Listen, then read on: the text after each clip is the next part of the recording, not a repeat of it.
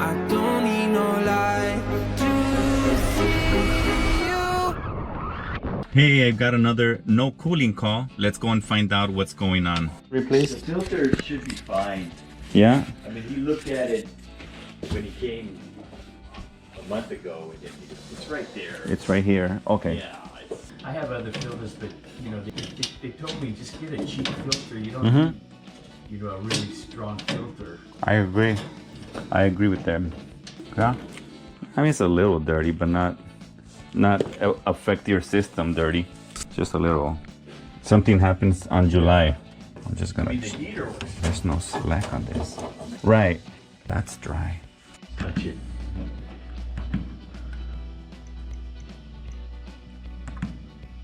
Okay. So I'm gonna cool. We'll put it like at 64 for now, just so that it doesn't turn off while I'm testing it. Okay. So we just need contact with the customer, and he told me what was going on. We've been here before. One of the guys that worked for me before. Hi Hugo. We did some work. It was running for about a year, and then it stopped cooling again. We couldn't make it here a month ago, so customer called somebody else, and they came and they said that they changed the part and that they added refrigerant, and that made it run. It is not cooling again. So. What? What? I'm gonna grab some stuff. I hope I didn't forget my tools, because I was using my tool bag at home. Can't forget sombrero. This is the most important tool. And then remember to drink plenty of water, kids. So whenever I get one of these calls, I don't know why I always want it to be something easy like the capacitor. And I know I shouldn't. I should always wish for it to be something like an expensive repair. But I don't know. I just always, is it just me? I just always hope that it's like a capacitor or a fan motor, something simple. But we'll see. That's the condenser. And I don't hear it running. So maybe it is something simple, like a circuit breaker or something. We'll see. I think I could hear the contactor is on. You hear the contactor.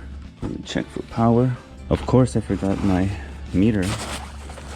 That's okay. I need to return this. I don't need this anyways. Hopefully we'll find something simple. Put my shoe covers away. If there's any power here. Actually, I'm breaking my own rule. Before I even start, I should take a look around and see if I see any obvious signs, either of refrigerant leaking or any kind of damage. I don't see any. If there is a leak here, I suspect it's gonna be the evaporator coil. First, gotta check for power. Don't wanna get ahead of myself. I don't think there's any power here. Poor guy was without any cooling for like a month because he wanted to wait for me, for us.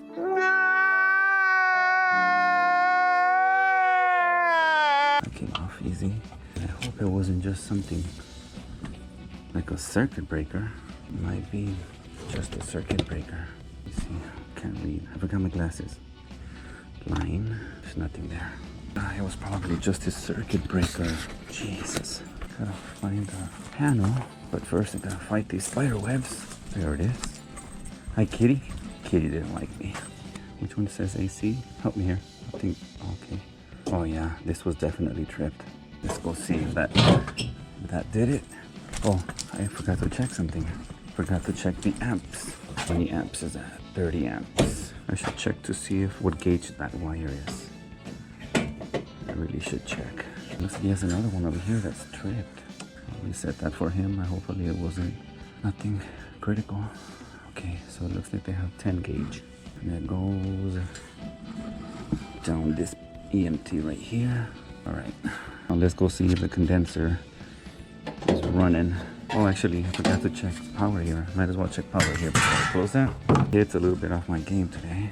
Where was it? Oh yeah, right there. We got 230. All right. I don't think it matters, but I'll check the 115, 17, yeah, back, way we found it. So, now I want to see why that tripped. It's not like a common occurrence. Actually, I think I know why it tripped. That evaporator coil that I saw was a 5-ton, so I'm guessing that his furnace is a 4-ton, because it looked like 16-inch wide, but I'll check it. And if it is, and the condenser is probably also 4-ton, which means that this circuit is going to be too small. So he's going to need new wire pulled so that it won't trip that breaker. So we're back at the condenser. Let's see what happens when I reconnect the power. I think I'm going to check let me see, what is our amp draw going to be? This is here, running load. Of course I forgot my glasses. This is oh wait a minute. This condenser is a 4-ton. That's what I thought. Right, so we see there that our lock rotor amps are 109. So I'm gonna turn it on right now and see what's going on. But definitely what I was saying is correct. It is a 4-ton. You can see that or not. So it's a 4-ton, and I have to take a picture because I forgot my glasses. It says right here minimum circuit is 26.2, but that's not what we install here, at least not in California. We always install maximum. Maybe you can see it better over here. The maximum says 45. See that? 45 is what that circuit should be, and so that wire should at least be 8 gauge, not 10, and that circuit breaker should be 45, maybe even 40 amps. It would be okay. Alright, so I'm gonna pop this sucker on, and more than likely that's what's going on. It just overheats and trips. Let's test my theory. I'm gonna check the amp draw now. 12.9, 13.7. This gauge wire should be right here. See the 10 gauge wire coming in here? Now it's going 8 to the unit, but what matters is this one. This one should be 8 gauge to that circuit breaker panel. So right now feels warm up here, so I'm gonna check my subcooling and see what's going on, because this unit has a TXV, so I have to check subcooling. I also look at the superheat, but I focus on that subcooling and my temperature split. So let's go take a look at what's going on after I connect my... Oh, here they are. Look at what I couldn't find. This is an old man problem. I was looking for my job links, and I'm looking all around. I'm like, where's my job links? Yeah, here they are. Don't get old, kids. Whatever you do, don't get old. Alright, so I went to go grab my tripod. When I came back, the condenser was off again. So I'm pretty sure it's going to be the same problem. It's going to be that circuit breaker is tripped. So he's going to need a new circuit.